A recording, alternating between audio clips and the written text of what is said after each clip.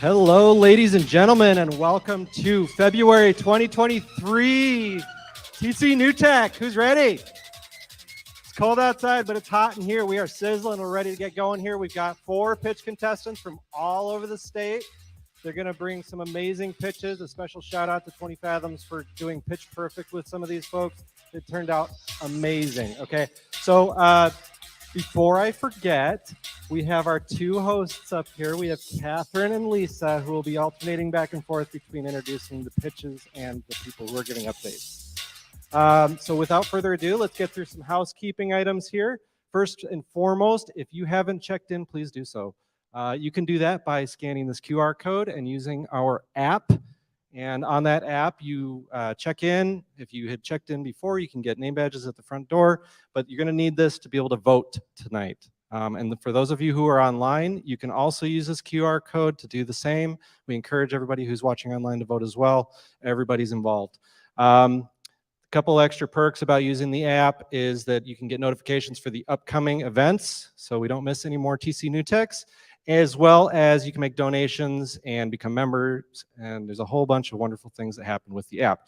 So it's all in the app. And also, if you have a cell phone, please make sure it's silenced. We don't want to hear that in the middle of a presentation. It's really distracting. What we'd rather hear is this. Almost. So, but we don't want you to turn your cell phones off because there are a lot of QR codes involved in tonight's interactive event, and you're going to need it for voting and a few other things. So keep them on. And we also would like to ask you to take pictures and videos and share them online. Please remember to tag us as well as the pitch contestants. This is good for the pitch contestants from a promotional value, but it's also good for TC Tech. We really want to make sure that we're getting out there and the community knows that what we're doing and everything is out there in social media land. So, sorry, I almost forgot what I was saying there. So, without much further ado, I'd like to invite Bill Palladino up on the stage for a quick message from the board. He's running. Here you go, Bill. All right, I always wanted my own walk-up tune. I probably would have picked Led Zeppelin if I had my choice, but I'll take this here. It's cool. So I'm with the TC Tech Board of Directors. Board, if you're in here, raise your hands, please. How many of you got? All right, we got about 7 of us on the board, and we try to hold this whole thing together, but we can't do it without you, and that's why I'm here every month to remind you that we kind of have the freemium policy with TC Tech, which means it's free until me stands up here and says, give me the money. We need you to find a way to donate to TC Tech so we can keep this stuff going. We have a very bare budget, spare budget, about $36,000 a year does 12 events a year, keeps our social media running, keeps the coffers moving. So we need your help to do that. We're always interested, by the way, in new board members and in advisory board members. So if that interests you, let me know. We'd love to hear from you. Thanks for being here. It's so important that you're here. And for everybody online, thanks for tuning in. Have a great night. Thanks, everybody. Thank you, Bill. All right, and so there's the QR code. If you do want to donate, it goes into the app and goes directly to donate if you've checked in. So it's we try to keep it moving along here. So with that in mind, we've got our schedule for the evening. We're going to start off with a quick tip from Russell Schindler. He's going to talk about Start Engine. We've got Eric Roberts from 20 Fathoms. He's going to be coming up and telling us a little about what's going on over there. We've got our four 5-minute presentations with Q&A, and then we're going to do our voting and PSAs toward the end. And with the audience vote completed, we'll do the awards and sponsors. So without further ado, I'd like to invite the OG, the father of TC Tech, Russell Schindler, to talk about Start Engine. Thank you. So it's not just about Start Engine, it's about crowdfunding in general. So the technical term is Reg CF. It's, when you get into the federal code of regulations, they number things and stuff like that. So, crowd or raising money in general is difficult. Here's an analogy. Now, if you're the fundraiser, you think the investors are the frog. If you're the investor, you think the people raising money are the frog. So I'll let you decide for yourself. But you got to kiss a lot of frogs. So there are about 25 or so different crowdfunding platforms out there right now. And they kind of go up and down. Last year, Start Engine was or 2021, Start Engine was the most popular. They've dropped a spot this year. But so we're actually raising money on Start Engine. If you want to scan that QR code right there, you can actually go there and start donating money right now. Buying shares, I should say. So we have done crowdfunding in the past. We've raised $142,000 on net capital back in 2021. It was 232 separate investors, but they're all one line item on your cap table. The highest amount that we got from one person was $20,000, but the average amount was $613. We're currently raising on Start Engine. Again, you can scan that QR code over there and go check out the platform and become a shareholder today. The fees, though, since it began in 2016, seem to have been dropping. They're actually about half of what they were to get on the Start Engine platforms. They all vary a little bit. But in general, the fees to do crowdfunding have dropped about 50% since they began in 2016. So who can invest in crowdfunding? There used to be a term, and there still is, called an accredited investor. But then they made allowances for non-accredited investors. An accredited investor is somebody who makes more than $300,000 a year and it's worth more than $1 million. There's a few of you out there that probably qualify. And then non-accredited investors, there's different categories on how much you're allowed to invest. But the point is, you also just kind of self-certify, so there's not any checklist or anything. You're not going to get graded. You just have to self-certify on what category you're in, and you can invest different amounts of money. And so why was crowdfunding started? Well, it was, investing for the masses. There was kind of this theory or this thought out there that because, accredited investors were the only ones really allowed to invest in early stage companies because you had to have that threshold that the rich just got richer. And so they made it so that, non-accredited investors could also participate and become rich themselves. So that was really the theory why it started. How much can a company raise? They keep upping the amount. And right now you can raise up to $5 million on crowdfunding in a 12-month period. You can also, do additional years if you want to. You have to start a whole new campaign. Campaigns typically last 90 days, but you can extend them. There's various ways to extend them. And then depending on what level you actually want to raise at, there's a different level of diligence that needs to be accounted for. The lowest one is you can just self-certify your company's financials, and if you're raising up to $250,000, you can do that. And then you have a CPA review and then a full audit if you want to do the full $5 million above 1.2. So we're actually raising 1.2 on our platform. And so what can you say? Well, you can say what your company does when you're crowdfunding. You can say what your company does. You can talk about market sizes. They make you document everything. You got to provide references for pretty much everything you say. You can talk about the successes you've achieved and that you're raising money on the platform, but you have to point them to the platform. I'm actually prohibited from publicly telling you everything about our raise. I just have to point you to the platform. So I'm pointing you to the platform. And then all fundraising details must be provided through there. So if you want to know how much we're selling, how much we're raising, all that stuff, go there. You cannot do any financial projections, anything about future achievements, to know. Social media posts must point to the platform. No details about valuation, the type of stock or price per share publicly. If you want to talk to me later, we can have those conversations. And then everything that you do on the platform must be pre-approved by their compliance team. So if you want to say something, you got to run it by their team. Then they go, okay, go ahead and post it. So the responsibilities going forward, you have to file an SEC form or, a statement every year, and that becomes a public statement. You have to actually provide a link on your website. So there are some downsides if your statements aren't good, then they're out there publicly. And then you get lots of questions from investors and even non-investors, people that are asking questions. They're just a lot of questions get posted to you. You try and get to them, within 24 hours. And so there are some downsides, but all in all, I think it's not bad. My overall impression is that the crowdfunding platforms do better due diligence than individual investors. By far, I have had, something close to a rectal exam when you're doing crowdfunding, whereas regular investors, they look into you, they do some due diligence, but not nearly as much as the crowdfunding platforms. But it takes a lot of time because due diligence takes a lot of time.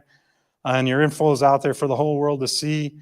It's more efficient than all the one-on-one meetings, even though it does take time to set it up.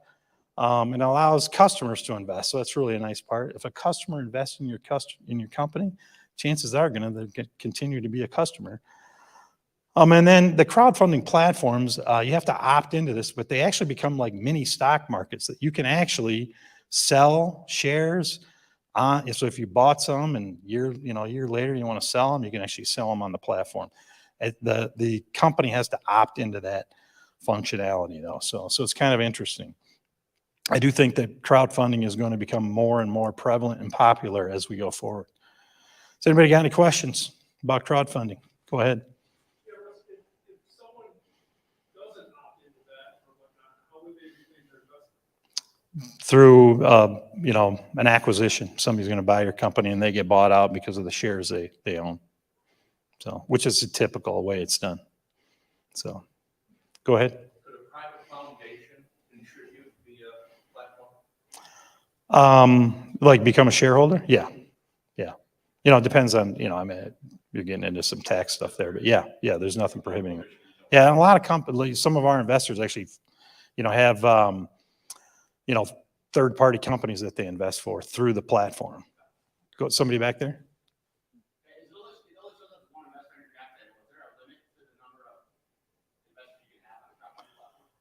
I don't think so. I don't think there is a limit. And by the way, if you have really legal questions, talk to a lawyer. So I'm a geologist. So go ahead.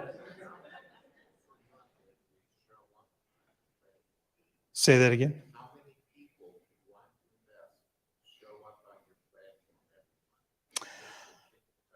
So the question was how many people show up on the platform? Dozens a day, literally look at you. So we can see when people have looked at our platform. There's a little heart that you can check and you can follow it. So when you do the updates, you'll get emailed. So it's kind of like a dating website in a way. So quite frankly, yeah. So go ahead. How much money has been raised from other entities? For us? No. Millions and millions. That first slide I showed had, how much, it was like 175 million, I think WeFunder did last year for all of their people. So, and I'm not sure how many are on Start Engine right now, but I think it's only like 100, 120 companies at any given time. Do you know what it is? About that, right? Josh is actually our marketing guy back there. So he does the video for all this as well. Any other questions? Go ahead.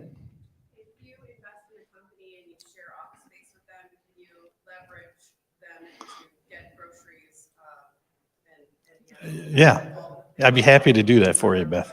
Yeah, happy to do that. We share an office space, so yep. One more. How are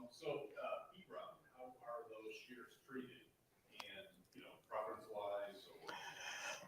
So you can so when you set up your crowdfunding raise, you set those like what type of stock you want to raise, what the price is. You have to justify it all, and and they've got accountants that look at everything. And that's the part that really becomes a pain, because they make you do everything right, So, I mean, stuff that, like, to be honest, most investors they kind of like, okay, sounds good. But the crowdfunding people, they make you dot all your I's and cross all your T's. So one more, for instance, it's Josh back there. All right. So one of the other things that you can set up is that if they get in early, you can, provide bonuses so you get extra shares. And so you can check all that stuff out if you scan that QR code right now. So, and we're still in a bonus phase right now. So, all right. Thank you. Thank you. Thank you, Russell. My name is Lisa. Welcome to, where am I at? TC New Tech tonight. I'm really excited to introduce our main sponsor. They've been supporting TC New Tech for quite some time. And Eric, the executive director, is here to talk about what is going on. And big thank you to 20 Fathoms, again, our main sponsor today and for several months. Thank you, Lisa. Thank you. So I wasn't here, so Happy New Year to everyone. I wasn't here in January. So I missed that event. I heard it was really awesome. I was actually up in the UP, Sault Ste. Marie for a couple meetings, and then over to Houghton for a few meetings. You've all heard me a bunch of times talk up here about our secret sauce being our ability to collaborate, to partner and work with other organizations without any ego, in a full cooperation mode. I have a little bit of bad news today that I'm afraid I have to share. I didn't know that Smart Zone Marquette was here. I met him downstairs when he was getting his badge, and I thought, oh my gosh, the joke's going to not land so good for Marquette guys. So we love Marquette too. I don't know where he is in here, but there he's, front row. All right, cool. Okay, good. Three things quick for me tonight. One, I want to introduce somebody. We had a really cool meeting this afternoon with a guy. Their company is in Irvine, based in Irvine, California.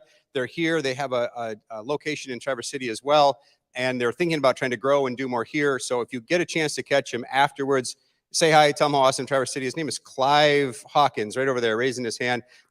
Super cool company. Welcome into the area. And again, buy him a beer, or, give him something afterwards and say hi to him. Two more things I want to talk about that are going on at 20 Fathoms. I think probably a lot of you were involved. I wasn't here. Back in 2019, 20 Fathoms was just getting off the ground and applied for a federal grant. You've probably heard me talk about it. It's called I-6. It was a significant amount of funding for us at the time, and there was a big community celebration when we got it. Because of our success with that grant, we are now in the process of applying for the next one. That award, the application goes in approximately April or May. Award in September or October. It's significantly more than the first one, so it'd be a meaningful amount of money to us. We'll take the lead on it, but there may be some folks out here I tap for, whether it's letters of support, whether I need emotional support along the way, whether I need to dry up in therapy assuming we win it in October. But just know that that's going on for us, and it would be pretty remarkable for our community. It would be a victory really for the entire community. There are other organizations that we're pulling in as well. So know that that's going on for us. And then the second one, and you've heard us mention it before, I think you heard Carrie mention it maybe 2 months ago.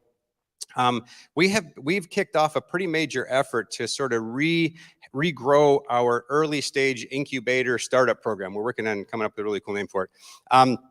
And it involves everything from a course that we're partnering with NMC. I didn't see any of my NMC partners here tonight. We're working with them back there. Awesome. We are working with them on development and design of the course. We hope to have this thing kicked off in the next couple of months, but it also involves programming. It involves connection to mentors. It involves a whole bunch of pieces that are new. So, that's our mission. That's what we've always done.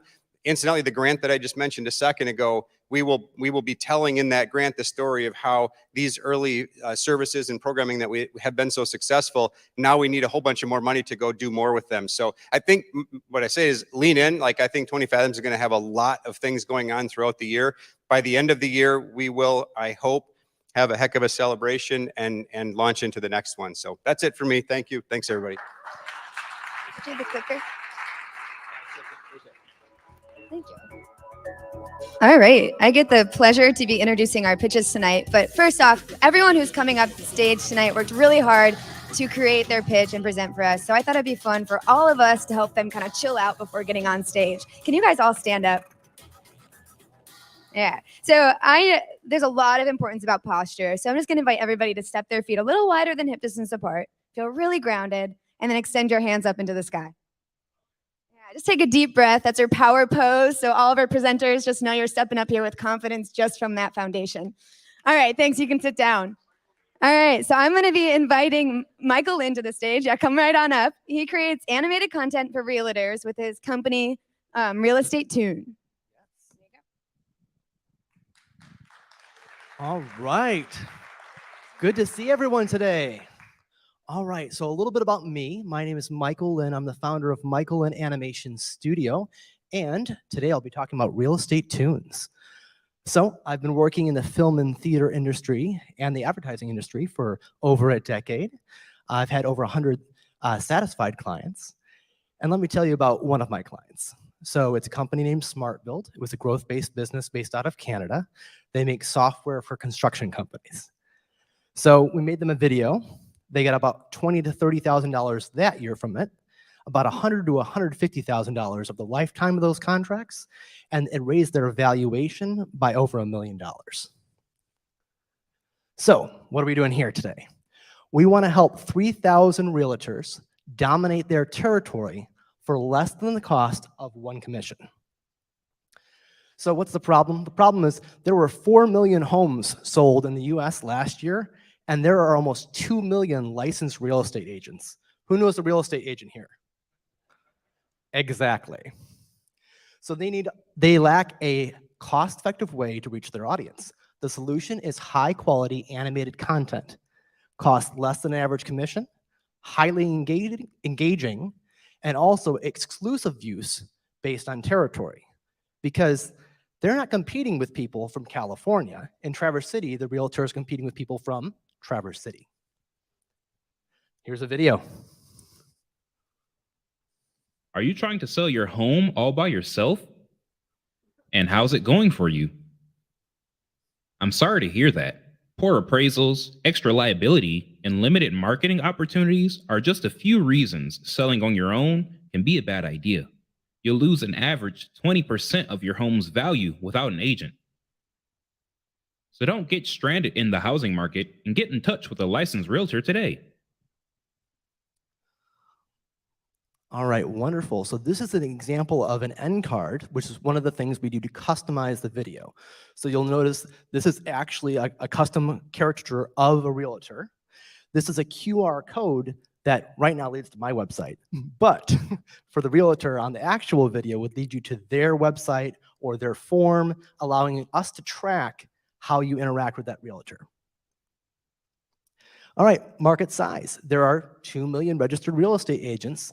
I need 3,142 of them, one for every county in the US. If I get that, that's 12 to 18 million per year. Market validation. Now it's actually 4 out of 6 realtors that I've spoken to say, hey, Michael, let me buy it already. I said, not till after I present. The average commission is above $6,000. So the average house price is between $200,000 and $250,000. And our leading competitor is making about $5 million per year. What do realtors want? They want a results guarantee. They want ease of use and they want tracking. If they're going to spend the money, they want to know what's happening with it. So what are we doing? We're making monthly videos that by themselves would be worth $6,000 to $10,000. But over the course of the year, we're giving them over $100,000 in value for only $6,000. $6,000 per sale, 3,142 counties, monthly high quality content. And for me, that's 12 to 18 million per year. We have a referral program. I like to call it the bounty or bribing people.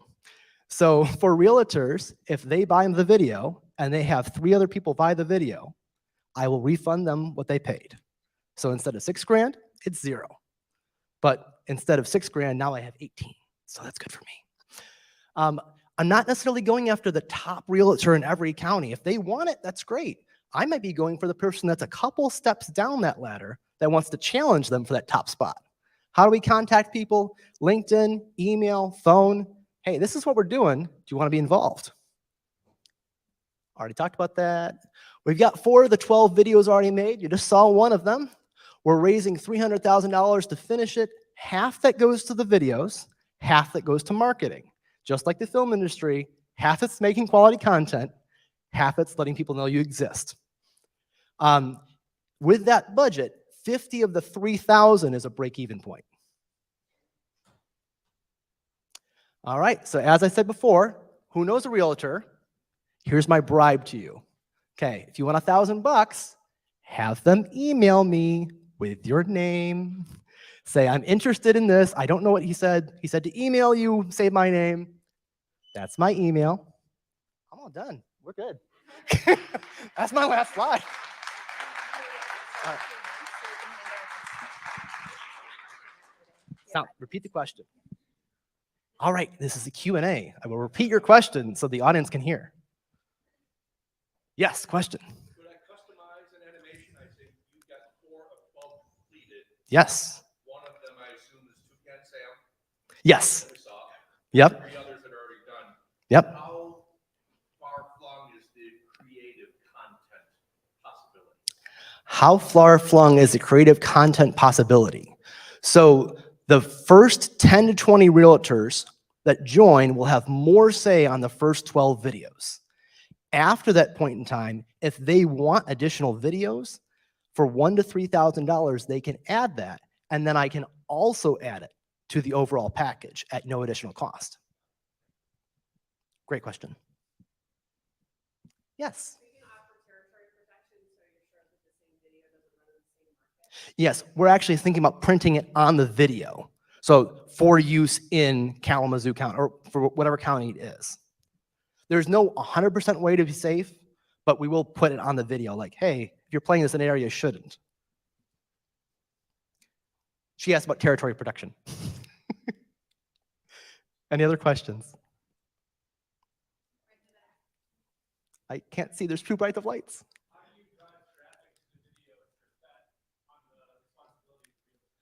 Yes. How do I drive traffic to the videos, or is that on the responsibility of the realtor? It is absolutely their job. My job is to make high quality content, make it easy to post, and make it trackable. So those QR codes in those videos allow us to track when people follow that, and we share that with the realtors very freely. But I'm not the one out putting the video out to their people they want to get noticed. That's their responsibility. And these realtors are not necessarily fresh off the boat. They know their business. This is just one tool in their belt. And actually, I don't think I covered it. We offer a money-back guarantee. So if they don't double what they spent with Real Estate Tunes, I give them a full refund. So no risk. They just have to wait a year. Any other good questions? Thank you for asking. So bright. All right, thank you. Oh, question, yes. I have asked realtors. And they have said, I will buy it when you put on sale. So the initial pricing came from $6,000 is what I would charge for a minute-long animation. The retail value is usually $10,000, but I basically said, what could I create if I just had them pay me for one video and gave them a whole year's worth of quality content? And then, yeah, the validation by asking, would you pay $6,000? Yes, no, why not? And once I added in the money-back guarantee, the rate went up. Yes, orange.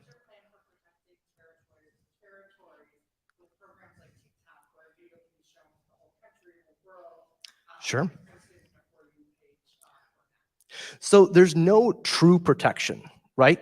I can put on the video the entire time the words for use in Kalamazoo County, right? For use in Los Angeles County.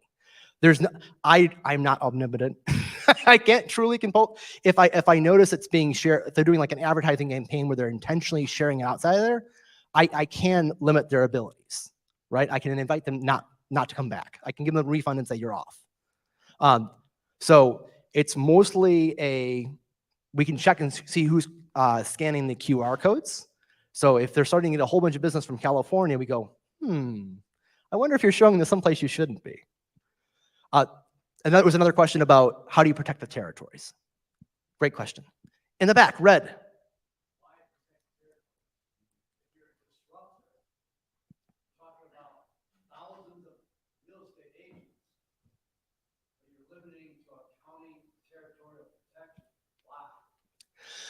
So part of the premise is your main competition are the people directly around you that you're selling to. So I want to sell it to people that aren't in direct competition with each other. Because that has more value with that exclusive use. If the other competitor in this sphere, they have a monthly subscription, they have medium quality content, and they let any realtor get it. So it's more, how do I choose someone in each market, let them have the best quality content and elevate them? And then the next year, let them fight for it. Yes. Did you? Yeah. Oh, nope. Sorry. Ask me afterwards. I'll have the answer. Beat it. That's good. Thank you, Michael. He'll be here after. All right, we're going to move right along. And I think you heard about this gentleman a little bit earlier. This is John from Marquette, Michigan, and he's going to introduce AdSync.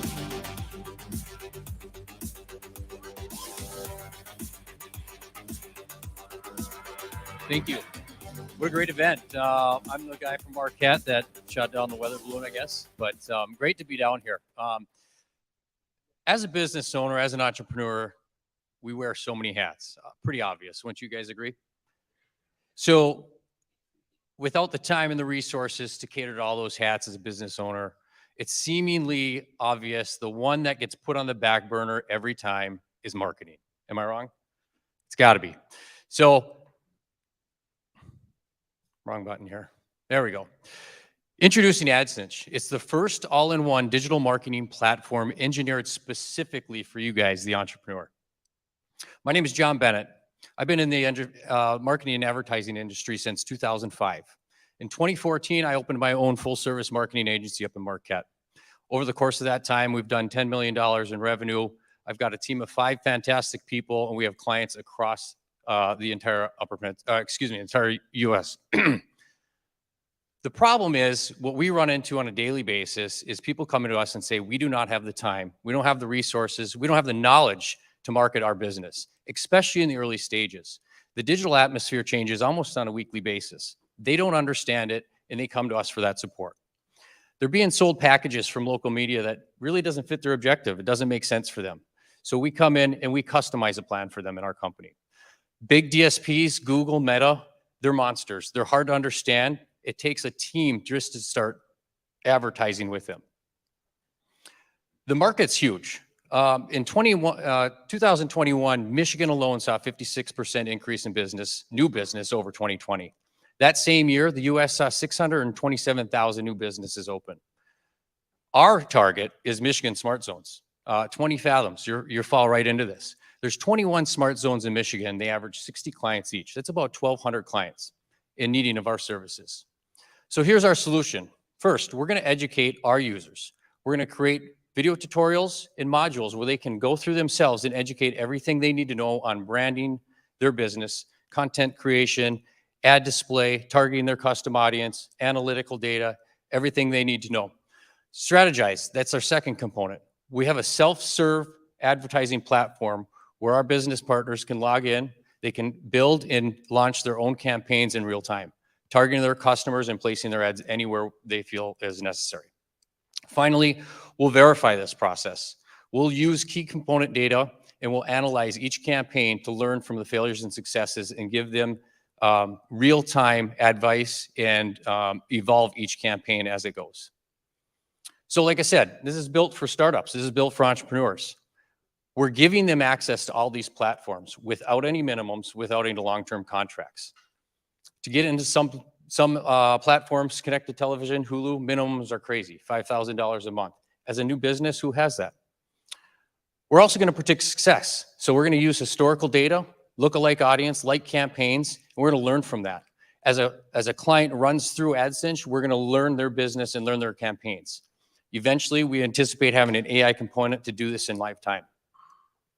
This will produce confident investing from a business owner standpoint as well as an investor. We'll be able to accurately forecast and predict revenue models through this. So the business model. We're subscription-based. We'll have 3 levels of subscription starting at $59 a month to access your different levels of education. Your ad spend. When a client advertises through our self-serve platform, we'll have a margin on that. And this will create long-term clients. So when they learn with us, when they grow with us through successful marketing, we're going to understand their business, their pacing, and we'll be able to suggest changes and evolve campaigns as we move together. Currently, we have an agreement with the Marquette Smart Zone and their 60 clients for a beta test once our platform is built. From there, we're going to target additional smart zones, EDCs, and entrepreneurial hubs. And we're going to use our current company, Bennett Media Group, to create all the branding and marketing for AdCinch. Our expectations, if we can, in a conservative number, get 750 businesses on our base level, equivalent to $531,000. If half of those businesses just spend $500 a month in advertising through our platform, that equates to about $2.25 million on a gross level. Once cost of goods are out of that, we're looking at $1.125 million for a total of $1.6 million in expected revenue once we hit that number. Our roadmap currently sits, we have a digital wireframe and a clickable demo already complete. And that's something that would walk you through the self-serve platform and the educational models. Right now, we're currently seeking funding. And you can read the rest. Thank you very much. What's that? Thank you. Can I take some questions? Yes.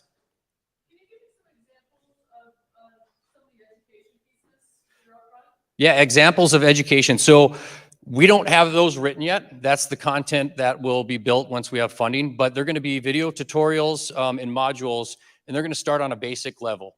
How do you brand your business? How do you create content? How do you select your target audience? How do you select your geographical area? And we'll walk people through these, and they'll learn at their own pace as they go. We'll be able to track their education along the way. So if you're a business owner and you have a marketing director in-house, you want them to learn that, you can put them through the program. Yes. I'm sorry?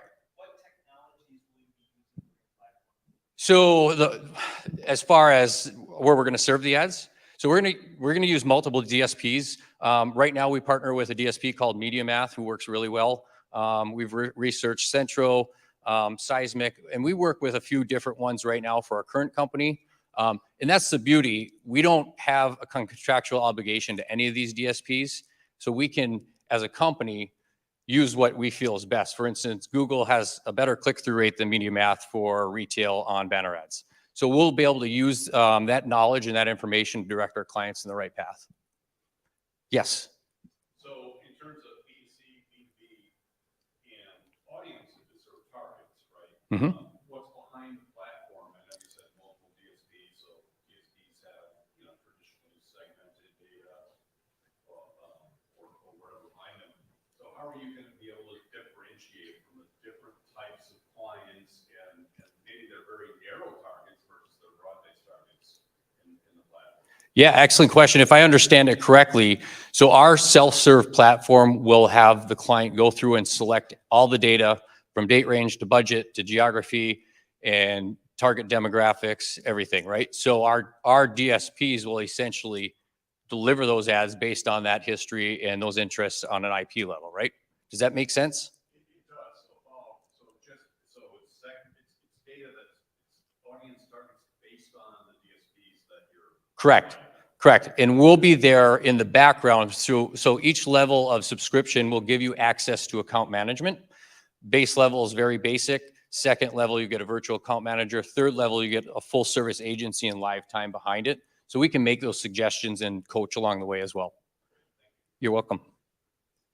Kind of a similar follow-on question to that is talking about you've got 60 plus clients in the Marquette Smart Zone itself. Mm-hmm. All of those potentially have wildly divergent markets that they're targeting. Where do the decisions get made as to how to customize that content? And then when you have a subscription service of $59 a month up to whatever, I would think an adult like me is going to start out at $59 a month. I probably need the most help, right, in targeting that and developing it. How do you triage that to figure out, okay, here's the basics for you, and this is what you think is your target market versus a very sophisticated client? How do you manage all those different client types inside? Yeah, great question. So our team does that on a daily basis now. So we'll sit down with a client and get their necessary target info, geographical info. We'll understand their objectives and their product or their service they're selling. So with our research from, like I said, lookalike audiences, historical data that's already out there, third-party data, we can start to say, okay, if you're selling a widget in Marquette, your core customer is a 30-year-old woman, we understand that person's interests and behaviors fall in line with these online habits. Does that make sense? It does. Okay, yep. Any other questions? Yes. Yeah, how does AdSense scale its marketing strategy to acquire those 750 clients? Yeah, so the first target for us is the Smart Zones and Entrepreneurial Hubs. So I'm working with Innovate Marquette right now, and Joe and his team up there. So we're hoping to get involved in more of those smart zones in those startup kind of incubators, if you will. So, you know, from my math, we have 1,200 plus just of those in Michigan, and that's a starting point for us. So once we have those 60 in line and we kind of work out what works best for those clients and you know, the kinks, I guess, then we can start moving to others entrepreneurial hubs. However, this platform can be used for any business. I think eventually we can cater to small, medium, even large brands. There are self-serve platforms out there already that only cater to small or large brands such as Coke and Pfizer. They don't have any educational component or revenue prediction model. And that's it. Thank you very much. Thank you so much. Well done. All right, everybody, we are halfway through the program. So right now I'd like to welcome Abby from Michigan's Creative Coast. She's going to give us an update on Michigan's Creative Coast, their freelance directory. Thank you, Lisa. No, I think we're good. There should be a video though. All right. Hello, everyone. For those of you I have not met yet, I'm Abby Beaudry. I run the Michigan's Creative Coast talent program at Traverse Connect. I'm here to let you all know that our freelance and independent talent directory is now live. We can navigate to it here. We built this directory to be the central listing place for all types of independent entrepreneurs and freelance workers across northern Michigan. Since launching earlier this winter, we have software developers, website designers, marketing specialists. We don't have a real estate animator yet, but that could be. But basically, if you need freelance help for your business, we want this to be the place that you look. So please use this resource. If you are a freelancer yourself, consider signing up. We want to help you reach a new audience and grow your business. So that's all from me. Find me out back. I have some flyers and a table, or you can head to our website right here to learn more. Thank you. All right, we're back to pitches. I'm going to invite Chris Valera, who opened his own investment company helping millennials and Gen Z build wealth.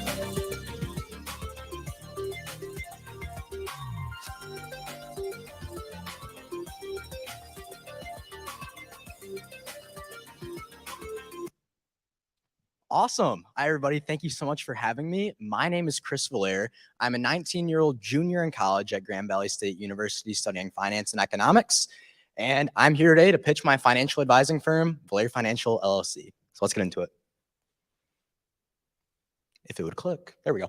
So money, no matter what you do, we can all agree it plays a crucial role in your life, right? But here's the problem. Young people don't understand what's going on with their finances. It's not taught in school, they don't teach it in college, and there's just not a lot of resources or educational information out there. So they're kind of screwed. They're left to fend for themselves. And that leads to a lot of bad financial habits, and those compound over and over and over again. And that can lead to a lot of trouble later down the road. But it's not the end of the story. So my name is Chris Valera, like I had already stated, and I run my own financial advising firm. I took the Series 65 through FINRA last year, and I founded Valera Financial LLC, which is a registered investment advisor in the state of Michigan, but we serve several clients out of state as well, coast to coast, which is so awesome. We are currently serving 55 clients, being in business just 9 months.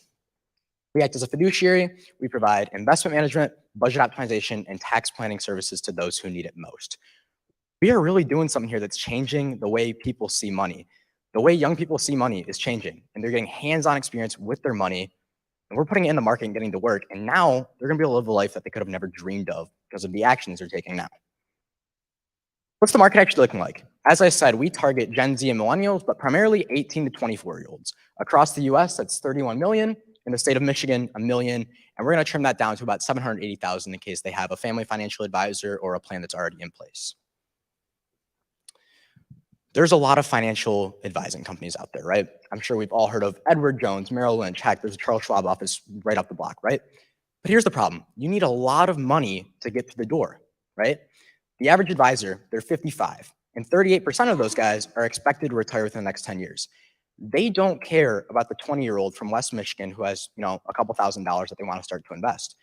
They are going after the people with larger account balances who have been working full-time for decades and they have a larger account to invest. But that leaves a lot of people trapped on the sidelines, not investing their money. And that's what we want to change.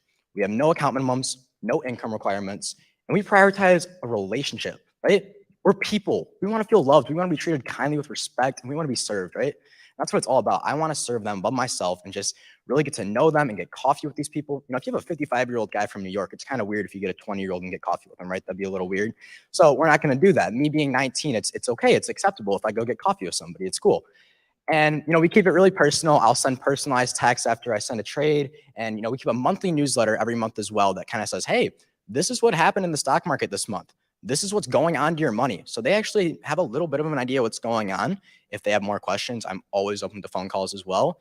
And we kind of give them more of a personal finance touch as well. Like, hey, try out this new budgeting hack or do this to improve your credit score. It's your money. You deserve to know what's going on with it. And I don't want to see young people pay the price because they missed out on taking advantage of compound interest because they didn't know how to. When you're sick, you go to the doctor, right? If you don't know what to do with your money, you go see a financial advisor. And the sooner you start, the better it's going to be because you can have more time in the market, you can take more risk as you're younger, and just allow compound interest to work its magic. So what's our progress looking like? We launched in March of 2022 last year. We are currently serving 55 clients. The bulk of those are in the lovely state of Michigan, but we have some in California, Pennsylvania, Indiana, Illinois, and Wisconsin.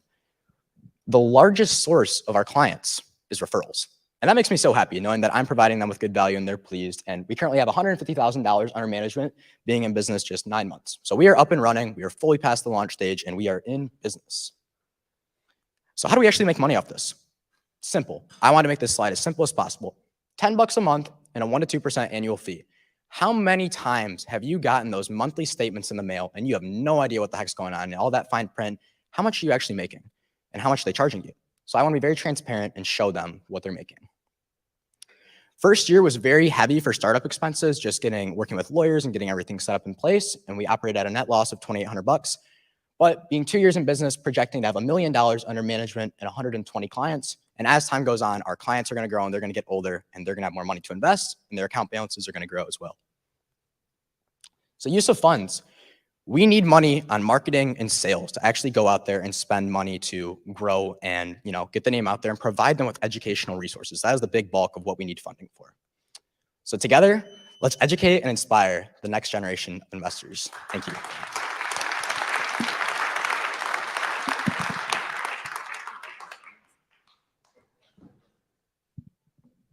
Yes. How many hours do you invest in each person investing?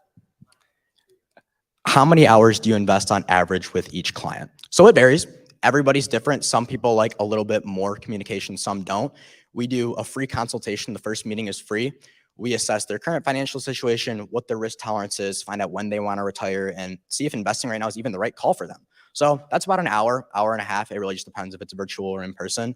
And then get everything going, getting it onboarded, setting up their account through Schwab. That's our custodian. And it kind of just depends. And then every month sending out that monthly newsletter, placing trades. I would say each client, it's about an hour or so on a monthly basis. Yes. Schwab is the custodian. Yeah. Schwab makes money in this model. How? So the cool thing is with Schwab, they do not charge advisors. I'm an advisor and I work through Schwab. They require us to have $1 million in insurance coverage, and that's the bulk of my expenses in errors and omissions and cyber liability. But they do not charge advisors to use the product. It's totally free, and they do this. They encourage us to sell their products, their funds, which they make money off the expense ratios, but again, that's all just highly encouraged.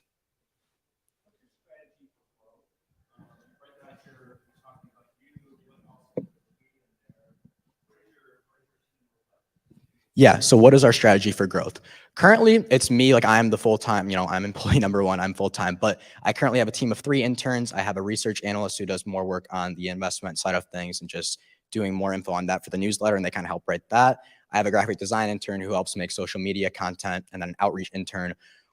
I'm looking to hire just more working with marketing and getting the name out there, because you can't be a jack of all trades, you're a master of none. It's like, I want to spend my time prioritizing the client, learning more about investment strategy so I can maximize their returns, provide them with the best strategy. Marketing is the definite area that we are lacking in, and I want to spend more time on outreach and getting people to do outreach for us.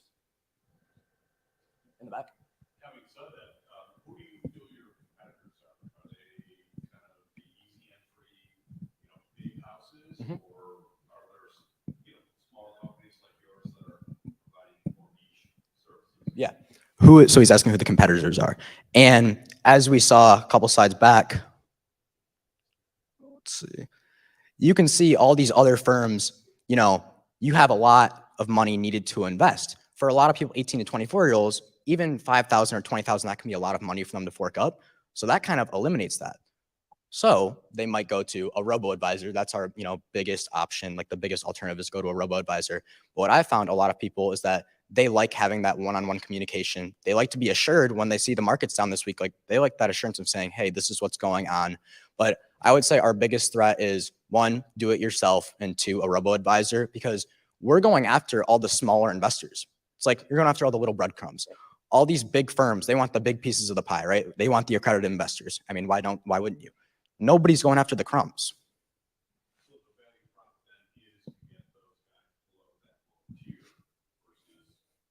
Correct. Yeah. So we're just starting with them when they're younger and growing with them. And then over time, once they enter the workforce and are making more money over time, then they will eventually be, an accredited investor someday because they've invested all that money.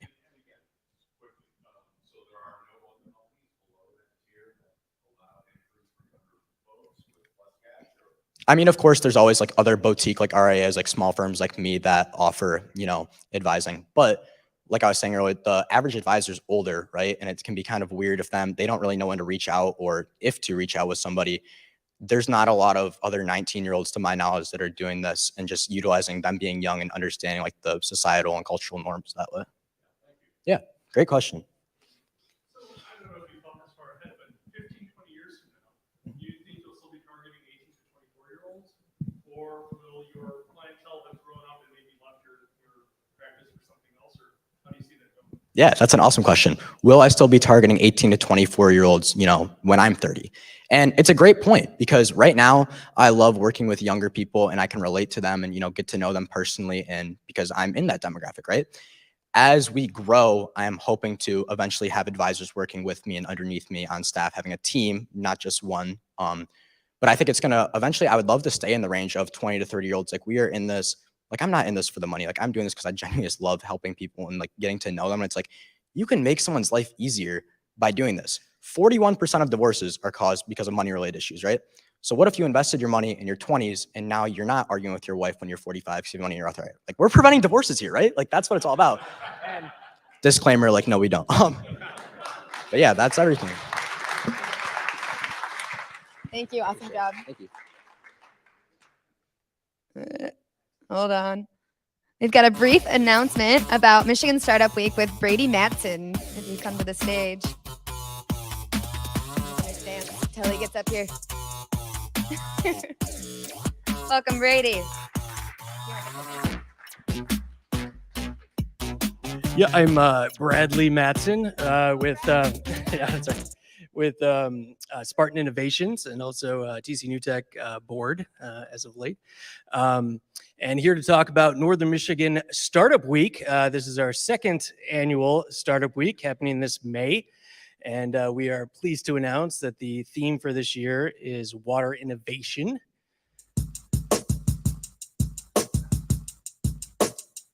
And this year we're taking it up a notch. It's going to be bigger and wetter. We've got more community involvement, more events. got several different ways for a community to get involved. You can get involved by hosting your own event in correlation with Startup Week. You can also sign up at nmsw.co to be the first to hear when tickets launch. Most events, the tickets will launch March 1st. This year we're starting off actually with Startup Weekend. So May 5th, that weekend, we'll be hosting TechStars Startup Weekend at Commonplace right downtown.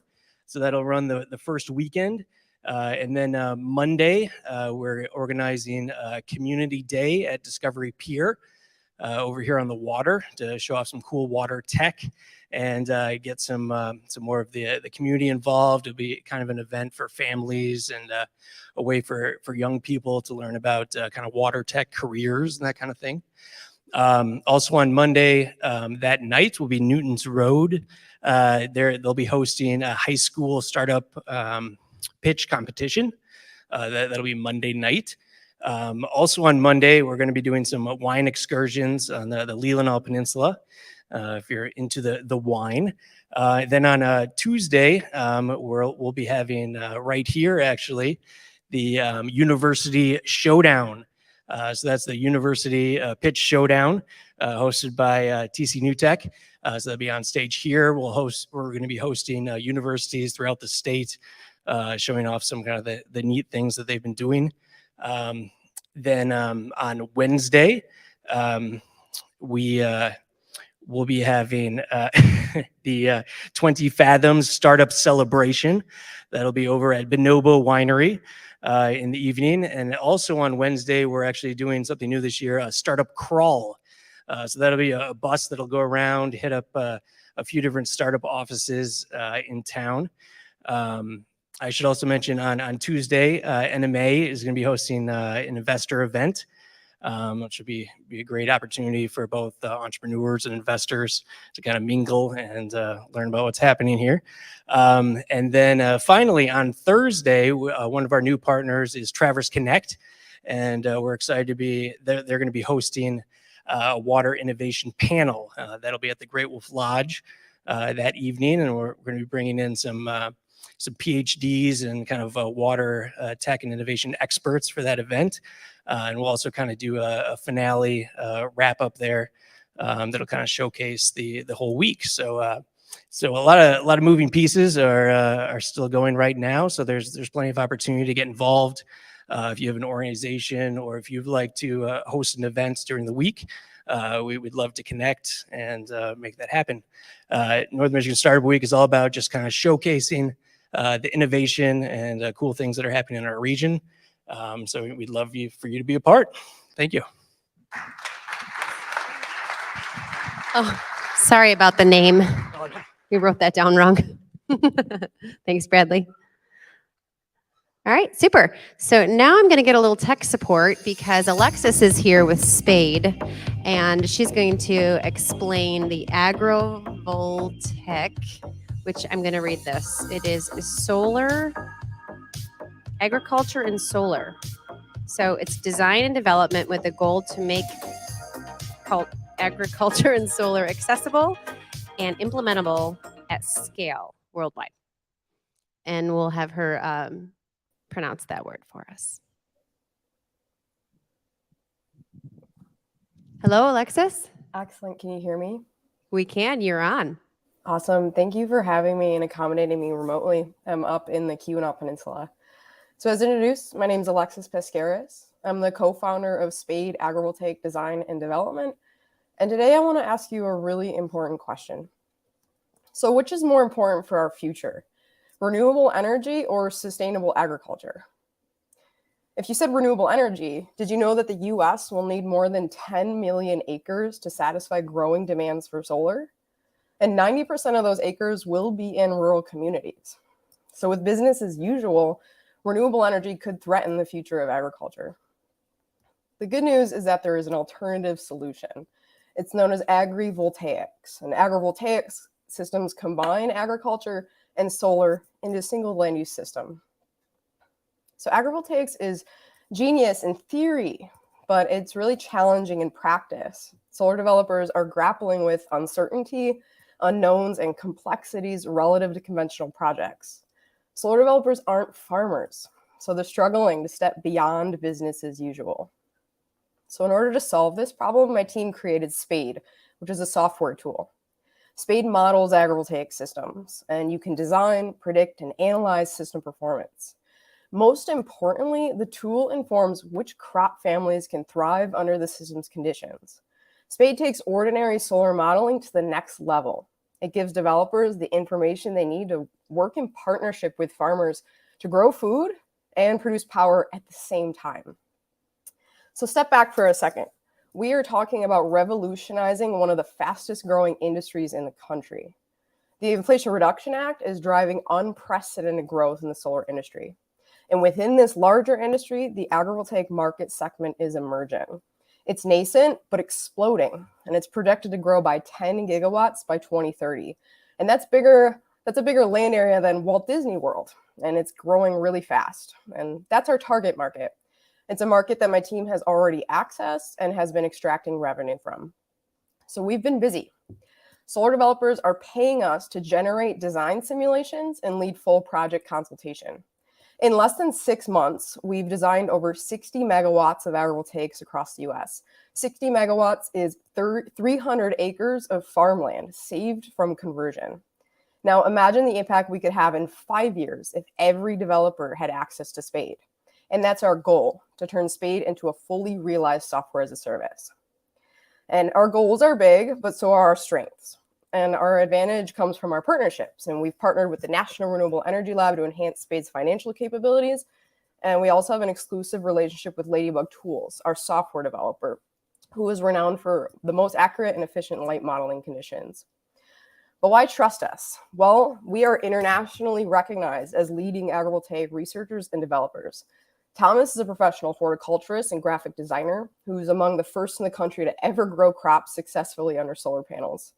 As the founder of AgroSolar Consulting, I act as a scientific advisor to the Department of Energy's agrivoltaic funding and research activity. I also sit on the Global Agrivoltaic Scientific Committee. I'm also a Michigan State Spartan and a Michigan Tech Husky, and you can always trust things that are Michigan made. And well, Ian, he's the founder of and CEO of Sandbox Solar. And Sandbox Solar is one of our nation's first companies to develop agrivoltaics projects back in 2018. So we are trusted resources with a diverse skill set and a broad network. And we've been gaining traction. Last January, we assembled a team and earned a grant from the Department of Energy. Through a rigorous customer discovery process, I interviewed over 40 developers, farmers, and regulators to confirm the demand for Spade. We also validated there's no other tool in the market that can do what Spade does. Spade Beta was open for public use in September, and we've been using it as an in-house consulting tool. With external investment and mentorship, we will immediately hire another software engineer to focus on UI UX development and expand Spade's capabilities. We'll start a marketing campaign, and with 18 months, we will license the software through a subscription model. Ultimately, we'll build a team that can sustain our growth and our mission. So right now, we're seeking mentorship and equity investment of $450,000. And this funding will empower us to hire staff, focus on software development, and launch our subscription service.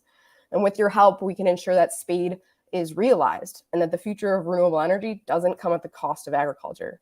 Considering the urgency of environmental crisis, we think this innovation is critical to our future. Thank you.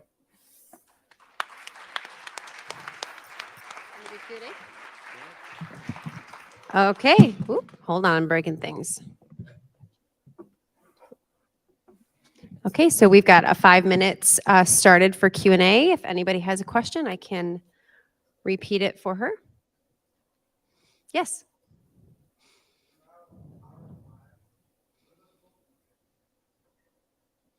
Is the ROI political or financial? I'm not sure if I understand. I would definitely say not political. The ROI, if you're talking about Spade or if you're talking about to the developer that's developing the agrivoltaic system, could you clarify that?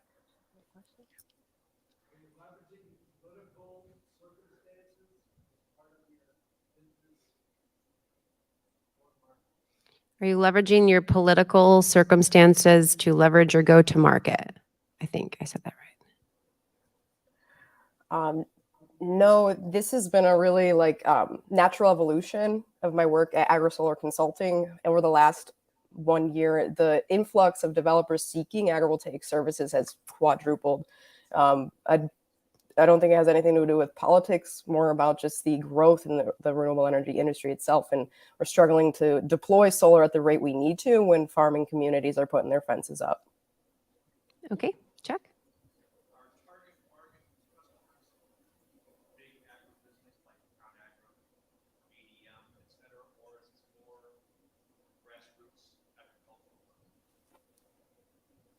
Can you hear that question? No. I'm going to do something because these questions are great and I feel like I might mess them up.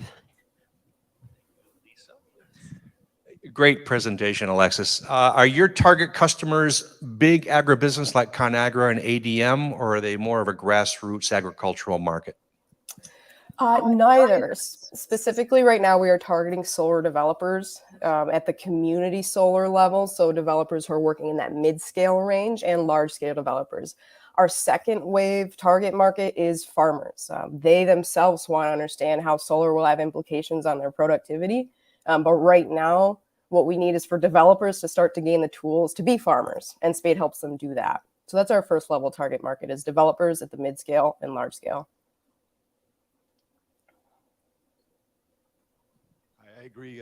Great presentation. How do you see competition with other needs for solar, particularly the coming green hydrogen initiative?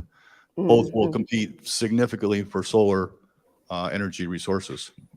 Absolutely. Well, considering solar is the cheapest form of power, we haven't really considered that a threat in the near term, not even the long term. Solar is not only leveraged for power, but we're seeing multiple auxiliary benefits. It can be building integrated photovoltaics. You can put solar anywhere. It's that distributed generation quality that's really powerful when it comes to solar. So we look at competition in terms of other folks who have modeling tools.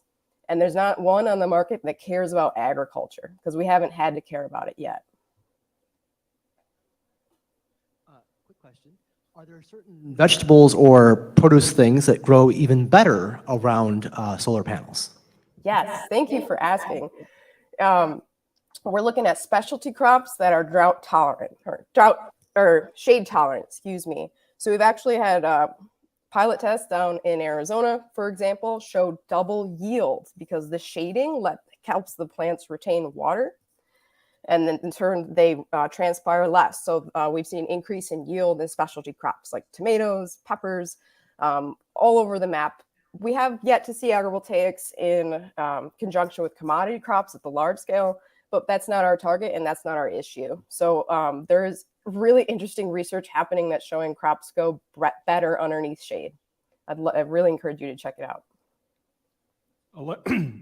Alexis, in addition to measuring or modeling sunlight, can you talk about the need, or if you have to model the harvesting and how that works around the infrastructure you put in place? Right. Yeah. So that's where we're moving. And that's what I meant by expanding Spade's capabilities. We have a whole catalog of those types of functions that we need to build in a Spade. And that's what we need the funding to do. But Spade kind of acts as one of the tools in our toolkit. So I myself am a social scientist and policy specialist, but I work a lot in farmer engagement. So I interface with the farmer, understand how they harvest and all those details, bring that back to Thomas, who does the modeling. So it's kind of this iterative process where Spade brings the design to life through the conversations that we have with our stakeholders. Thank you. I think we're going to allow one more question because I had to interrupt at the beginning. So one more question. The $400,000 that you're looking to raise, what will that be utilized for? And what value does that get initially in equity or however you've got that formed? For sure. To answer your first question, the money will be used to retain and grow development staff, specifically focusing on software development, expanding our capabilities. We really need a lot of work in marketing and reaching our target market, those developers on the cusp of agrivoltaics, and accounting and licensing fees. So the money will help us expand our staff support. In terms of percentage of equity, that's a question that we're still, that's in the works. So I'd love to provide you an answer with a further conversation. But we're just starting to move into this realm of seeking funding. So we would need to develop that further. Thank you so much. All right. All right, stick around. We're going to get to our voting, and that is actually the next part of the program. So you're going to need your phones and your apps and get your voting started. We do have some very exciting opportunity for a thank you to RJG for supporting our pitch winners tonight. So they've generously donated $500. So boy, I can't say anything tonight. Thank you to RJG for supporting us and sponsoring our pitch prize winner. While we're waiting for the votes to come in, you'll notice there is an opportunity for PSAs right now. So good public service announcement. There are microphones in each aisleway. You will be given 30 seconds to make your announcement, and Catherine will watch the clock.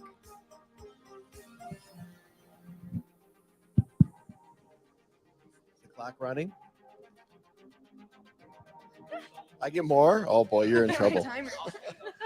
Hi, everybody. I just want to give you an update. We are engaging with the TCAPS Board of Education. And to give you some history, back in 2018, the business community in Traverse City mobilized to help pass a millage for the public schools. It had failed a couple times prior to that. So Craig Wesley stepped up and really spent a lot of time in lobbying with the community to get that millage to pass. As a part of that, there was $10 million reserved for STEM labs in our high schools, including robotics capability. At the December board meeting, the Board of Education took $2 million from that, and they're going to spend it on artificial turf for athletic practice fields. And obviously that doesn't sit well with manufacturers like myself. And so we are engaging right now. And my brother from a different mother, Mike Grillo, has some updates on that. He gets a fresh 30 seconds though. Thanks, Bill. So we've been working with the TCAPS board and superintendent and advocating for public input as to the designs for the STEM and robotics labs that will be going in at West and Central as part of the millage funding. And so the first round architectural drawings are coming out later this month, and the superintendent has agreed to a community forum to gather feedback on those designs. And where better than to conduct a community forum on STEM and robotics labs than TC New Tech. So we're working with Chris to in early stages here, but working on this for the next March pitch event immediately following the regular program. So stay tuned for more details.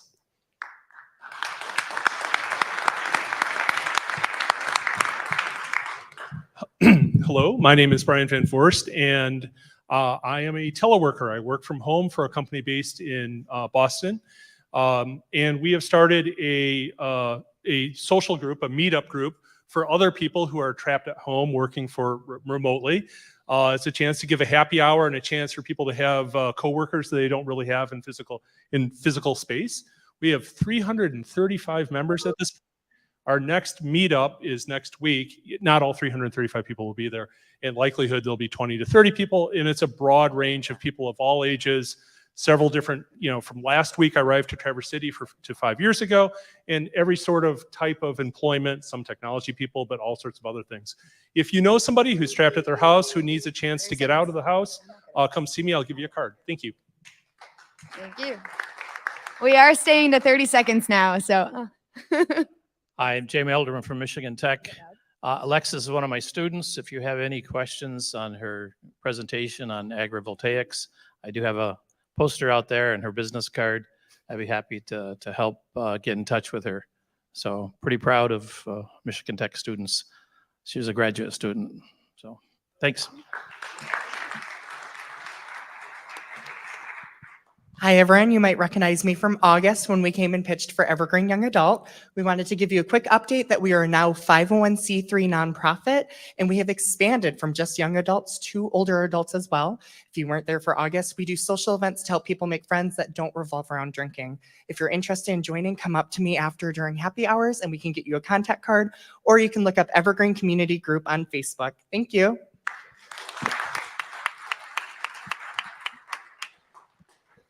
Hi, everybody. My name is Josh Hart. I'm the owner and founder of Riley's Candles here in Traverse City. We just opened a retail store out in Chum's Corners. I like to say we're not in the candle business. We're in the dog saving business. And we're on a mission to save the lives of as many dogs as possible. Since Halloween, when we opened out in Chum's Corners, we've been able to save 3 dogs here locally. And we have an e-commerce operation as well. And we're building out a manufacturing location out in the Chum's Corners area as well. That's all going to be based right here in Traverse City. We've sold in 42 states, 5 countries, and 3 continents so far. So it's been a big win for us, and thank you so much for all your support. All right, last one. Hi, I'm John Hoinville from Alpha Django. We're a software development company out of Ann Arbor, Michigan. We build startups. We've been doing this since 2008, and from what I understand, there are some software development needs in Traverse City, and I will be starting to come here every month to support this area. So we look forward to working with you. Have a great night. Belair.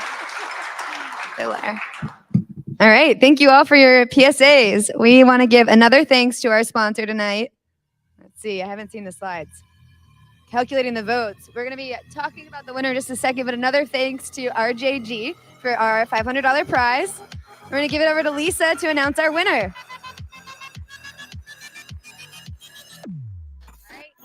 Chris, can you come back up and accept your winning prize, Villarier Financial?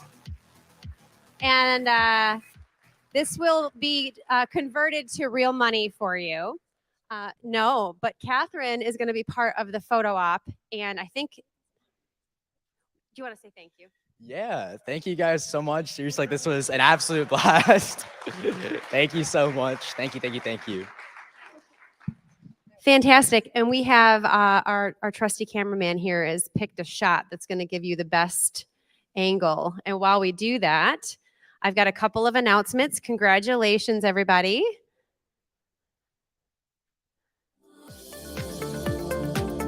So this event would not be possible without our very generous sponsors. I know we've already talked about a few of them today, but we want to make sure that we recognize everybody. Chris, you're going to have to tell me if this is on a loop or if I need to advance this slide because I'm completely stuck right now. Hurry, Chris. Chris Nesbitt. Sorry, guys. Does this slide keep going or do I have to advance it? Does the slide keep going or do I need to advance it? Do I talk about every sponsor? Okay, it's going to just advance right through. Thank you. I missed the memo on that. So Susan is here with State Farm in the back. So she's over on 8th Street with free quotes and free coffee. She can help you with personal, commercial lines of insurance. Prios Consulting in the back. Bill's here and his team can help you. There's a lot of sponsorship. I'm just going to let you read it through unless anybody from ProFit, just stand up and wave your hand if you're with the company. Yes, yes. Oh, that's me. I actually have a table today and I've got chocolate and candy, but if you need payroll or HR outsourcing, I got your back. And the MEDC, of course, doing tons of great things for our area and the state of Michigan. So thank you for their support. 20 Fathoms is always here, and their whole crew is here, and they're going to stick around and party with us. We're going to party at Brew tonight, so we don't have to go far.